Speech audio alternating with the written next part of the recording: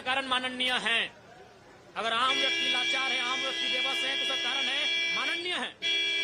ये महिमा मंडन कर रहे हैं 2,500 रुपए का, जैसे इन्होंने 2.5 लाख की नौकरी दे दी है।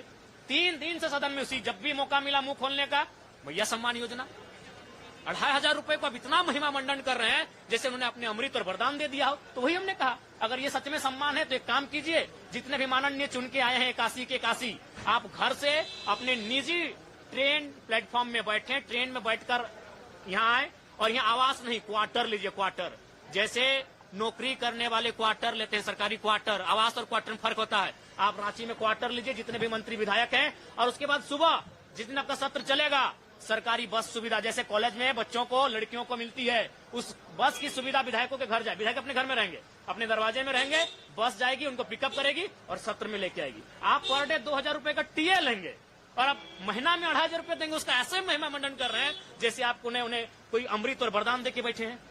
विधायक कह रहे हैं जयराम महतो कि पहले उनको खुद पर लागू करना चाहिए ये चीजें, तो क्या जयराम महतो इन तमाम सुविधाओं को बिल्कुल डंके की चोट में जयराम महतो जो कहता है वो करता है। हमने 1.5 साल पहले कहा था सदन में हमारी उपस्थिति होगी, जिस रूप में होगी हमने करके दिखाया है। जयराम महतो जो कहता है वो करता है। अगला सवाल। जी नहीं लेंगे सिराज जी, सच में बोल रहे हैं, आपको शक है क्या? ये सवाल कीजिए सरकारों से, मजा आएगा। लगता है बहुत सारे लोग सरकारों से भी सेटिंग हो जाते हैं। लोग 2 लाख की सैलरी ले रहे हैं, लाख रुपए का टीए ले रहे हैं और आप 2,500 रुपया दे के महिमा मंडन कर रहे हैं। तो आप एक काम कीजिए, आप भी अपना जो जीवन है उसे सरल बनाइए आम जनता की तरह। जिस दिन ये पहल होगी कि एक विधायक की सैलरी 3rd 4th ग्रेड के जो कर्मचारी हैं उनके समान होगी, 40,000, 50,000, 60,000, पहला हस्ताक्षर मेरा होगा। मैंने फिर कहा मैं आवास भी लेने जा रहा हूँ, लेकिन मेरा तर्क जान लीजिए, मैं आवास भी लूंगा, क्योंकि मैं किसी VIP के भरोसे अपना सुख सुविधा क्यों छोड़ूंगा। मेरी राज्य की जनता गरीब है, लाचार है, बेबस है, यहाँ के छात्र प्रताड़ित हैं, परेशान है। तो जो सुविधा मुझे सरकार से मिलेगी मैं वो सुविधा लूंगा और उन्हें मैं रॉबिन हुड के तर्ज पर जनता को दूंगा। तो मेरा कहना है कि जो आवास मुझे अलॉटमेंट होगा वो किसी VIP पर्सन क्यों होगा, इसलिए मैं वो आवास लूंगा। बिल्कुल आज मीडिया के सामने कह रहा हूँ, और वो मैं अपने क्षेत्र से आने वाले 10-15 विद्यार्थियों को अलॉटमेंट कर दूंगा। सोच कर आए हैं जी, बहुत सारे विषय हैं जिनको सोच कर आए हैं, जो राज्य स्तरीय हैं, कोयलांचल स्तरीय हैं, जिला स्तरीय हैं, और जैसे ही हमें अवसर मिलेगा उन विषयों पर वार्तालाप होगी, उन विषयों पर चर्चा होगी और उन समस्याओं का निदान करने के लिए सरकार पर प्रेशर बनेगा। कह रहे हैं कि जयराम जी अब इन मुद्दों पर बहुत सुस्त हो गए हैं। देखिए, सुस्त का सवाल नहीं, हमारा घर धनबाद पड़ता है, आंदोलन रांची में होता है, इसीलिए देखिए आंदोलन में जब भी हुआ था रांची को हम लोग अपने रांची के साथियों के हवाले छोड़े कि यहाँ के आंदोलन को देखभाल करेंगे, उपस्थिति देंगे और उनका सहयोग करेंगे।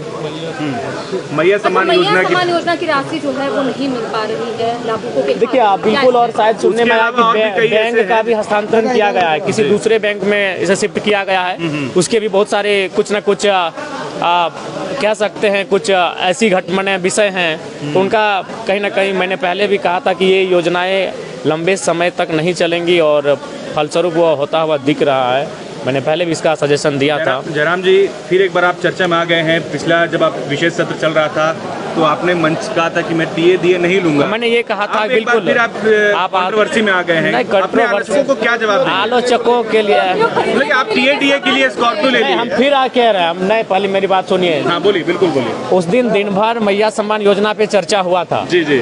उसके बाद मैंने कहा कि आप लोग 2,500 रुपए का इतना महिमा मंडन कर रहे हैं और आप लोग 2 लाख की सैलरी ले रहे हैं, लाख रुपए का टीए ले रहे हैं और आप 2,500 रुपया दे के महिमा मंडन कर रहे हैं। तो आप एक काम कीजिए, आप भी अपना जो जीवन है उसे सरल बनाइए आम जनता की तरह। तो मैंने ये कहा था, आज भी हम रिपीट कर रहे हैं इस बात को।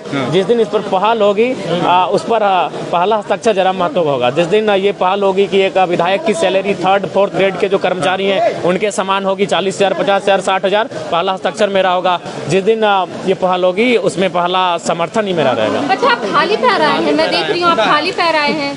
हाँ, वचन है तो वचन को निभाना पड़ेगा, वचन है।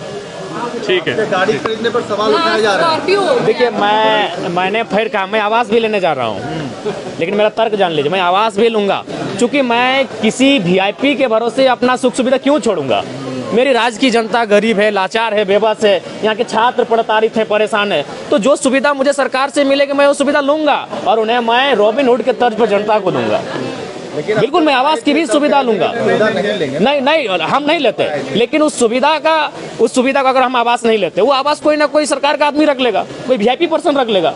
देखिए रहे मंत्री लोग दो जगह का रखे हैं, पुराना आवास भी रखे हैं और नया आवास भी रखे हैं। जो विधायक हार के गए वो आवास नहीं छोड़ रहे हैं। तो मेरा कहना है कि जो आवास मुझे अलॉटमेंट होगा वो किसी वीआईपी पर्सन क्यों होगा, इसलिए मैं वो आवास लूंगा। बिल्कुल आज मीडिया के सामने कह रहा हूँ, और वो मैं अपने क्षेत्र से आने वाले 10-15 विद्यार्थियों को अलॉटमेंट कर दूंगा।